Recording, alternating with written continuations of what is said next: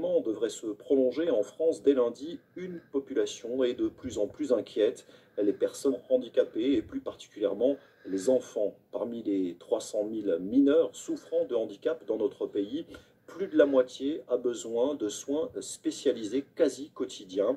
Or, confinement oblige, eh bien, les établissements spécialisés sont tous fermés. Nous sommes allés à la rencontre d'une mère célibataire. Elle doit assurer seule le suivi thérapeutique de sa petite fille. Reportage signé Jacques Avalos. Voilà. Est-ce que tu essayes de descendre toute seule de la marche? Ça n'a l'air de rien, mais pour Constance, descendre cette petite marche en équilibre est un pas de géant. Le syndrome de Dravet, une forme rare d'épilepsie, entraîne chez cette petite fille de 5 ans et demi un retard moteur et cognitif important. Elle est d'habitude suivie dans une institution spécialisée 5 jours par semaine, mais depuis le confinement, c'est sa mère qui s'occupe de tout. Son développement correspond à un enfant de 18 mois, 2 ans, donc il faut la surveiller en permanence. Donc au quotidien, en ce moment, c'est vrai que c'est pas simple. D'Ivoire, tu te mets debout? Pour cette mère célibataire, pas de droit au répit. Les crises d'épilepsie de sa fille sont fréquentes et dangereuses.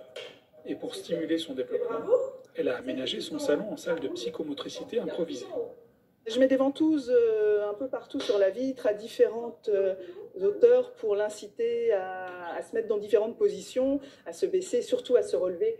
Constance a une posture un peu difficile, elle est toujours penchée en avant. Donc on cherche des exercices vraiment pour l'inciter à se redresser. Oui, bonjour. Une fois par semaine, la psychomotricienne de l'Institut appelle pour assurer tant bien que mal un suivi et donner quelques conseils.